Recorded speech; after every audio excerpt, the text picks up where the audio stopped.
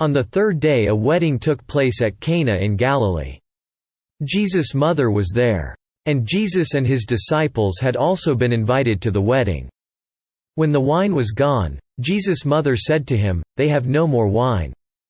"Dear woman, why do you involve me?" Jesus replied, "My time has not yet come." His mother said to the servants, "Do whatever he tells you." Nearby stood 6 stone water jars, the kind used by the Jews for ceremonial washing, each holding from 20 to 30 gallons. Jesus said to the servants, "Fill the jars with water," so they filled them to the brim. Then he told them, "Now draw some out and take it to the master of the banquet." They did so.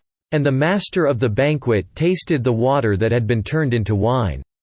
He did not realize where it had come from, though the servants who had drawn the water knew. Then he called the bridegroom aside. And said, "Everyone brings out the choice wine first and then the cheaper wine after the guests have had too much to drink.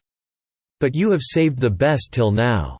This, the first of his miraculous signs, Jesus performed in Cana of Galilee.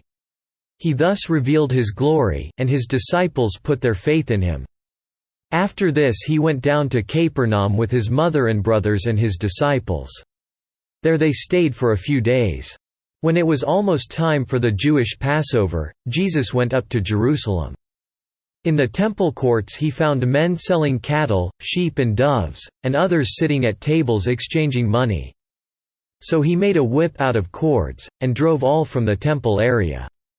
Both sheep and cattle he scattered the coins of the money changers and overturned their tables. To those who sold doves he said, "Get these out of here.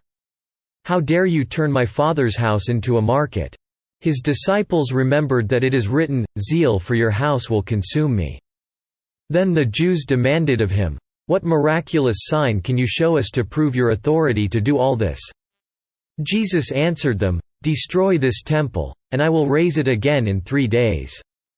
The Jews replied, "It has taken 46 years to build this temple, and you are going to raise it in 3 days?"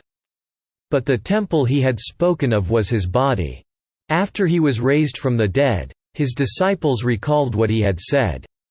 Then they believed the scripture and the words that Jesus had spoken.